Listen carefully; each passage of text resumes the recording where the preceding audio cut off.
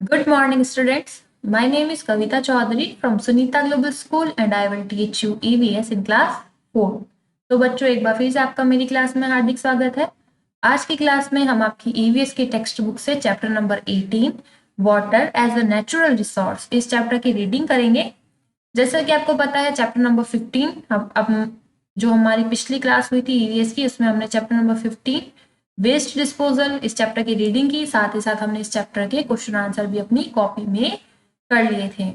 ठीक है, आज की क्लास में हम चैप्टर नंबर 18 पढ़ेंगे। चैप्टर नंबर 16 और 17 जो है वो आपके एनुअल एग्जाम के सिलेबस में नहीं दिए गए हैं। चैप्टर नंबर 18 है, इसलिए हम चैप्टर नंबर 18 पढ़ेंगे।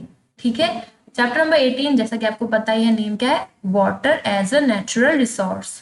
अब इसका हिंदी में मीनिंग क्या हो जाएगा, जल प्राकृतिक संसाधन के रूप में। ठीक है, नेचुरल रिसोर्स क्या होता है, प्राकृतिक संसाधन, यानी जो हमें प्रकृति से मिलता है, नेचर से मिलता है। ठीक है, प्राकृतिक संसाधन यानी नेचर ने वाटर को हमें दिया है। ठीक है, as a natural resource, water as a natural resources, जल प्राकृतिक संसाधन के रूप में। ठीक है बच्चों, अब चलो इस चैप्टर की हम रीडिंग करना शुरू करते हैं। Water is an important natural resource. तो ये कह रहा है कि जो जल है वो एक महत्वपूर्ण प्राकृतिक संसाधन है। It is essential for all living beings, और ये सभी जीवित प्राणियों के लिए जरूरी है, आवश्यक है। एसेंशियल यानी जरूरी, महत्वपूर्ण, आवश्यक। ठीक है, तो यहाँ पर मैं जरूरी लिख देती हूँ। तो ये सभी जीवित प्राणियों के लिए बहुत जरूरी है। It is present in flowers, fruits, vegetables, leaves, animal bodies, air and even in our breath।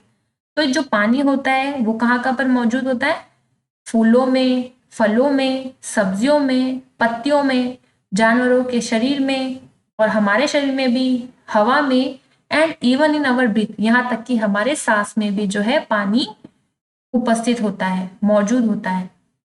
About 3/4 of the earth surface is covered with water। हमारी धरती की जो सतह है, ठीक है, अर्थ यानी धरती और सरफेस मैंने सतह, वो 3/4 भाग, हमारी धरती का जो 3/4 भाग है यानी कि 3/4 पार्ट, वो किससे ढका हुआ है, पानी से ढका हुआ है।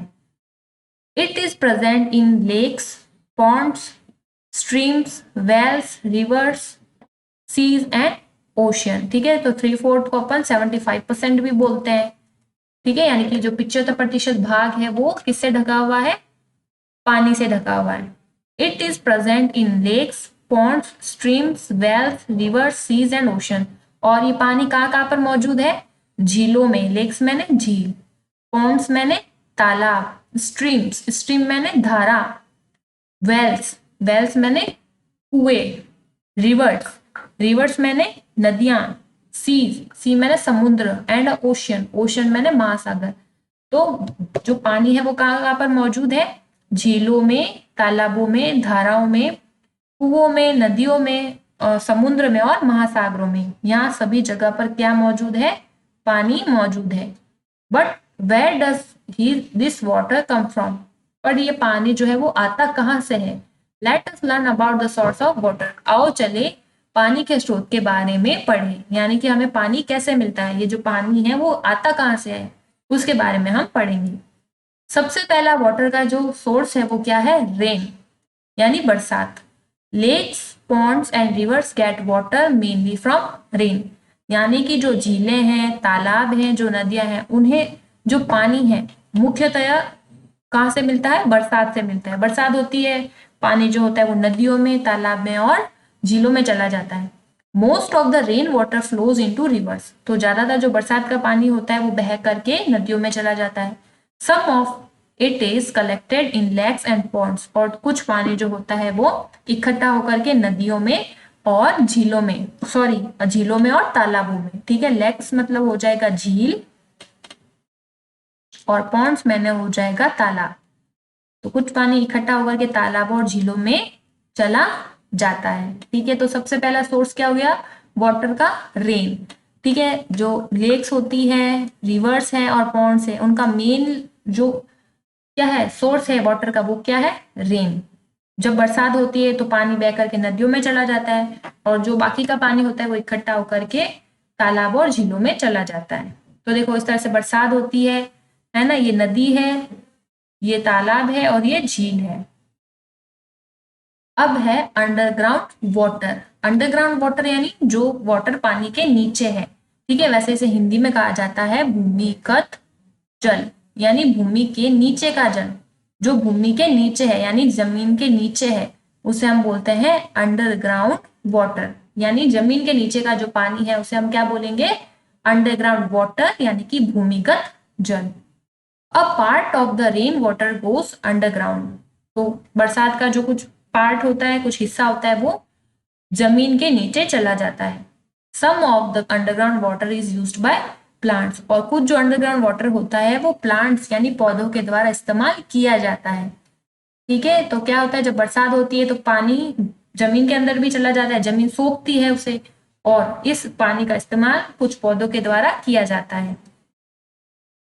The ground water is taken out through wells, head pumps and tubewells. अब जो जमीन के अंदर पानी है उसको बाहर कैसे निकाला जाता है? या तो कुओं से, जैसे अपन देखते हैं कुआं होता है, ठीक है। कुएं में पानी कहाँ से आता है? जमीन के नीचे से।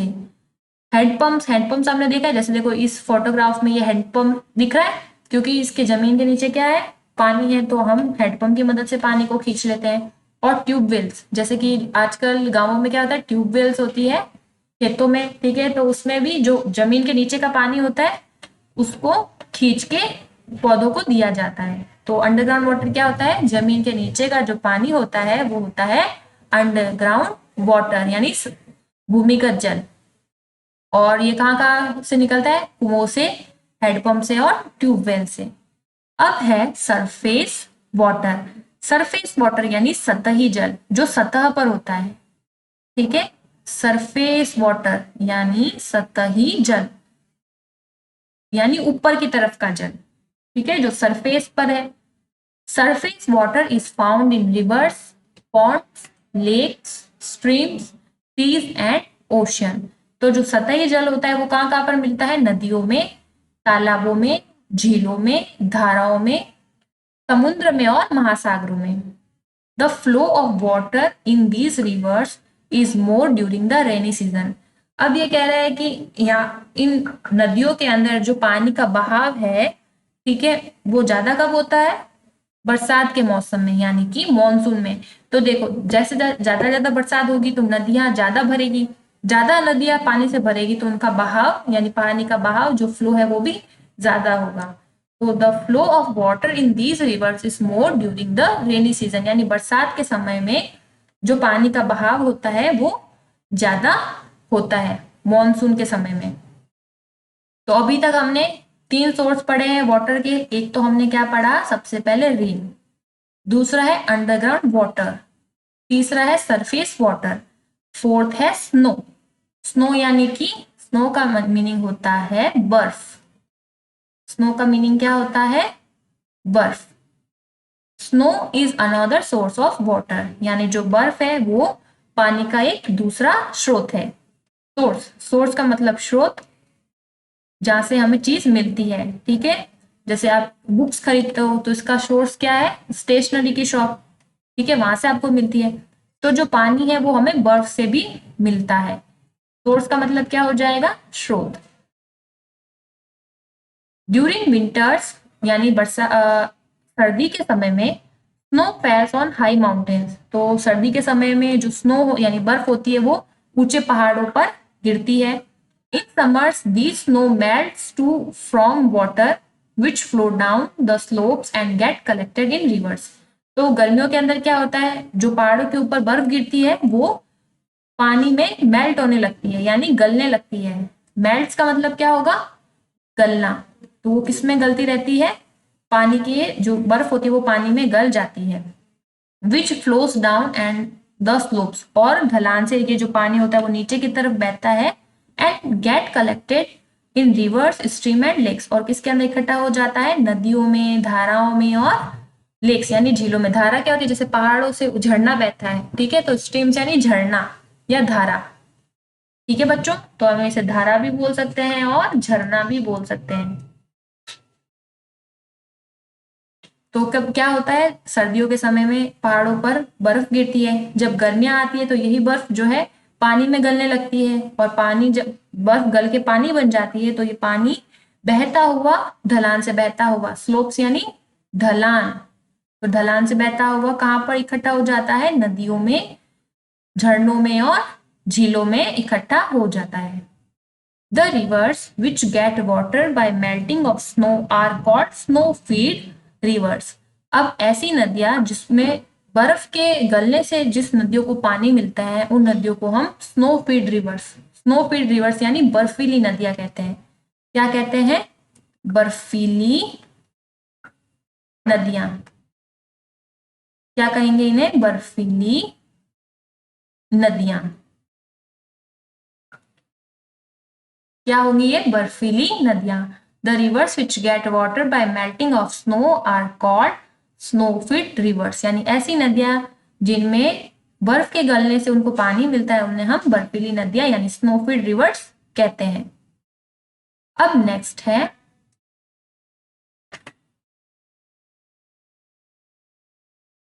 The flow of water in these rivers increase in summers. अब ये कह रहे हैं कि इन नदियों में जो पानी का बहाव है वो गर्मियों में बढ़ता है। This is because in summers as the temperature increase more and more snow melts and thus more water flows into rivers। ऐसा इसलिए होता है क्योंकि गर्मियों के अंदर जो टेम्परेचर यानी जो तापमान होता है, ठीक है, वो बढ़ता है। इंक्रीज का मतलब बढ़ना, तो जो टेम्परेचर होता है वो बढ़ता है, ठीक है। और मोर एंड मोर स्नो मेल्ट्स, तो ज्यादा से ज्यादा जो बर्फ होती है वो गलती जाती है। And thus more water flows into river, इसलिए ज्यादा से ज्यादा जो पानी है वो नदियों में बहता है। India is the land of reverse, तो जो भारत देश है वो नदियों का देश है। The major rivers of North India, ठीक है, तो जो बड़ी बड़ी नदियां हैं कहां पर? नॉर्थ इंडिया यानी उत्तरी भारत की, वो है are the Ganga, the Yamuna, the Sutlej, the Beas and the Chenab. तो नॉर्थ इंडिया की जो मेजर बड़ी बड़ी जो नदियां है वो कौन कौन सी है? द गंगा, सबके आगे द क्यों लगाया? क्योंकि हम ऐसी चीज, ठीक है, या ऐसी कोई चीज जो पूरे वर्ल्ड में एक ही हो तो उसके आगे हम द लगाते हैं, जैसे द सन, द मून, ठीक है। तो गंगा और इन सब नदियों के आगे द लगता है। Major rivers of North India यानी उत्तरी भारत की जो बड़ी नदियां वो कौन कौन सी है? The Ganga, the Yamuna, the Sutlej, the Beas and the Chenab. The main rivers of south India, ठीक है, तो नॉर्थ इंडिया की तो कौन कौन सी हो गई? गंगा, यमुना, सतलज, ब्यास और चेनाब। अब the main rivers of south India यानी दक्षिणी भारत की जो मेन नदियां हैं यानी मुख्य नदियां हैं वो कौन कौन सी है? The Krishna, the Kaveri, the Mahanadi and the Godavari. तो ये साउथ इंडिया की कौन कौन सी रिवर्स हो गई? Krishna, Kaveri, Mahanadi and the Godavari. अब है नेक्स्ट सॉल्टी वाटर यानी नमकीन पानी। The water of the seas and ocean is very salty, यानी जो सागर होते हैं, समुद्र और महासागर, सीज मैंने समुद्र, ओशन मैंने महासागर, इनका पानी बहुत ज्यादा खारा होता है, ठीक है। सॉल्टी, वेरी सॉल्टी यानी बहुत ज्यादा नमकीन होता है, खारा होता है। It can not be use for our daily needs, और ये हमारी जो दैनिक जरूरत होता है, दैनिक जरूरत में जो हमारे वाटर यूज आता है उसके लिए हम इसका इस्तेमाल नहीं कर सकते। The rivers flow into a sea और एन ओशन, तो जो नदियां होती है वो कहाँ पे जाके मिलती है? सागरों में और समुद्र और महासागरों में जाकर जो रिवर्स होती है वो गिरती है, ठीक है, यानी मिल जाती है। India is surrounded by water on 3 sides, यानी जो भारत देश है वो 3 जगहों से, 3 साइड से वाटर यानी पानी से घिरा हुआ है। सराउंडेड यानी घिरा होना, तो 3 जगहों से जो पानी है उसने इंडिया को घेर रखा है। It is surrounded by the Bay of Bengal, तो बे ऑफ बंगाल यानी जो बंगाल की खाड़ी है वहां से, बे ऑफ बंगाल यानी बंगाल की खाड़ी, इन द ईस्ट यानी पूर्व का जो हिस्सा है वो किससे ढका हुआ है? किससे घिरा हुआ है? बंगाल की खाड़ी से। द इंडियन ओशन यानी हिंद महासागर, इन द साउथ, यानी दक्षिण का जो क्षेत्र है, दक्षिण का जो क्षेत्र वो किससे ढका हुआ है, किससे घिरा हुआ है, हिंद महासागर से।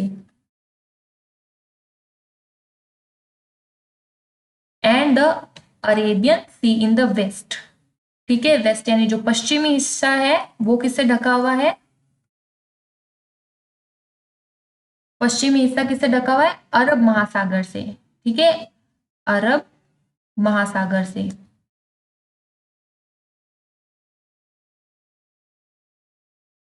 तो जो इंडिया है वो 3 साइड से पानी से घिरा हुआ है। ईस्ट यानी पूर्व में ये घिरा हुआ है बंगाल की खाड़ी से, साउथ में ये घिरा हुआ है हिंद महासागर से, और पश्चिम में ये अरब महासागर यानी अरेबियन सी से घिरा हुआ है। अब नेक्स्ट है डैम्स एंड रिजर्वायर। ठीक है, डैम्स एंड रिजर्वायर। डैम्स का मतलब होता है नहर, और रिजर्वायर का मतलब होता है जलाशय।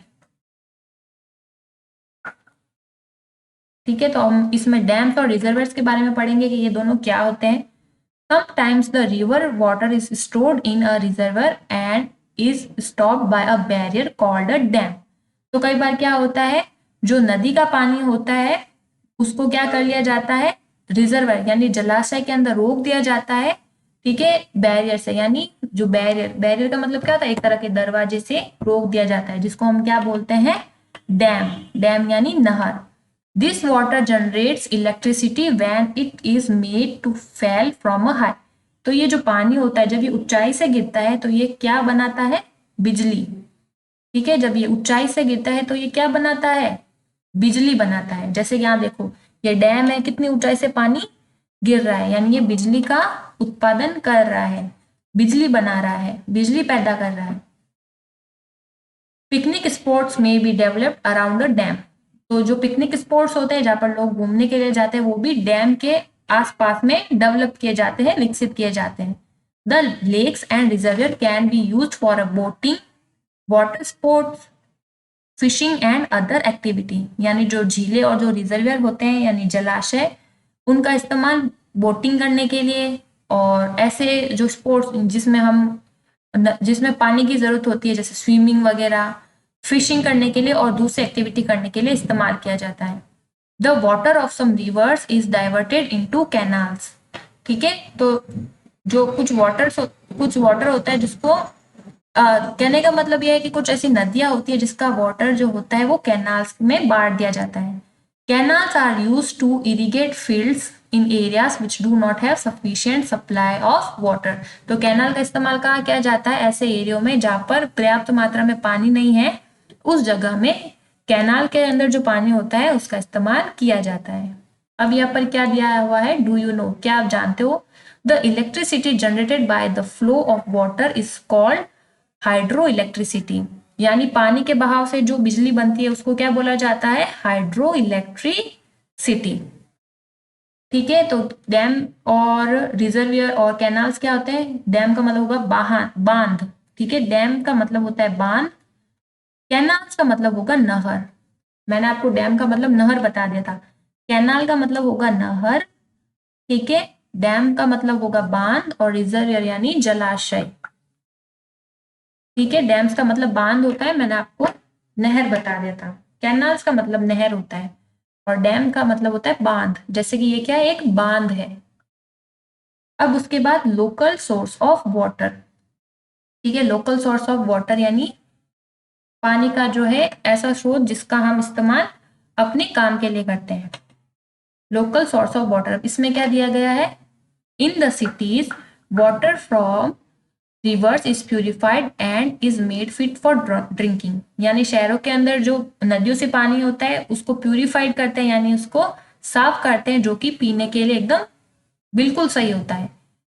We get this water through taps at home and offices. तो हमें ये जो पानी है जो हमें नदी से प्यूरिफाई करके मिलता है, वो हमारे घरों में और ऑफिस में जो टैप होती है यानी जो नल होती है उसके थ्रू हमें मिलता है। इन द विलेजेस, गांवों में, people get water from a lake. लोगों को पानी कहाँ से मिलता है, झीलों से, तालाब से और नदियों से। They also draw ground water from wells और बाय अ हैंडपंप, और उन साथ ही साथ वो पानी कहाँ से खींचते हैं, जैसे कि कुएं से या फिर हैंडपंप से। In some villages where there is no river और lack and the wells have dried due to lack of rain, people have to go to far off places to fetch drinking water. तो कुछ ऐसे गांव होते हैं जहाँ पर कोई भी नदी नहीं होती, झील नहीं होती, ना ही कुएं होते हैं, ठीक है, और वहां के जो क्षेत्र होता है वो बरसात ना होने से काफी ज्यादा सूखा होता है। People have to go to far off, यानी लोग, वहां के जो लोग होते हैं पानी लेने के लिए बहुत दूरी तक जाते हैं ताकि वो अपने लिए पीने का पानी वहां से जाकर लेकर आ सके, क्योंकि कुछ गांव होते हैं जहाँ पर सूखा पड़ जाता है और वहां पर बरसात भी नहीं होती, तो बरसात नहीं होती तो नदियां वगैरह सब सूख जाएगी और कुएं में भी पानी नहीं होगा, तो वो क्या करेंगे, बहुत दूर जा करके अपने लिए पीने का पानी भर कर लेके आएंगे। We should understand the importance of water in our life and should not waste it. तो हमें अपने जीवन में पानी की क्या इम्पोर्टेंस है, कि पानी हमारे लिए कितना कीमती है, कितना मूल्यवान है, वो समझना चाहिए और पानी को वेस्ट नहीं करना चाहिए, पानी का दुरुपयोग नहीं करना चाहिए। जैसे आपको बताइए कुछ गाँवों में बरसात ही नहीं होती तो बेचारे लोग कितनी दूर जाकर पैदल चल चल के अपने लिए पानी भर के लाते हैं, जैसे कि हमने टीवी में भी कोई सीन में देखा होगा या फोटोग्राफ्स कभी देखे होंगे।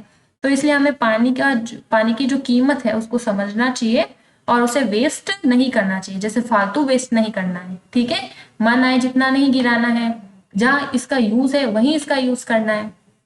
तो इस तरह से आज की क्लास में हमने chapter number 18 water as a natural resources, इस चैप्टर की रीडिंग पूरी कर ली है।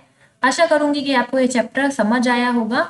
इस चैप्टर में हमने क्या देखा कि जो पानी होता है वो हमें कहाँ कहाँ से मिलता है, बरसात से, अंडरग्राउंड वाटर से, सरफेस वाटर से, स्नो यानी बर्फ से, और साथ ही साथ सॉल्टी वाटर क्या होता है, सॉल्टी वाटर जिसमें सॉल्ट ज्यादा होता है, खारा पानी, ये कहाँ पे मिलता है, समुद्रों में और महासागरों में, ठीक है। फिर मैंने आपको बताया कि जो इंडिया है वो 3 जगहों से पानी से घिरा हुआ है। ईस्ट में ये बंगाल की खाड़ी यानी बे ऑफ बंगाल से घिरा हुआ है, साउथ में ये इंडियन ओशियन यानी कि हिंद महासागर से घिरा हुआ है, और पश्चिम में ये अरब महासागर से घिरा हुआ है। फिर मैंने डैम और रिजर्वेयर्स क्या होते हैं उसके बारे में बताया, ठीक है। डैम क्या होती है, जिसमें पानी को स्टोर किया जाता है और उसे रोक लिया जाता है, और जब ये पानी काफी ऊंचाई से गिरता है तो ये बिजली का उत्पादन भी करता है। कैनाल्स क्या होती है, जहाँ पर सफिशिएंट वाटर नहीं होता, ठीक है, ऐसे कुछ एरियाज होते हैं तो वहां पर पानी को इकट्ठा किया जाता है और उसको उनकी सप्लाई की जाती है पानी की, उसको कैनाल्स बोलते हैं, ठीक है। तो इस तरह से इस चैप्टर की रीडिंग हमने पूरी कर ली है। आशा करूंगी आपको ये चैप्टर समझ आया, ठीक है। तो एक बार फिर से आपको इस चैप्टर की क्या करनी है, घर पर रीडिंग करनी है। तो आज की क्लास में इतना ही, मिलते हैं अगली क्लास में, तब तक के लिए थैंक यू।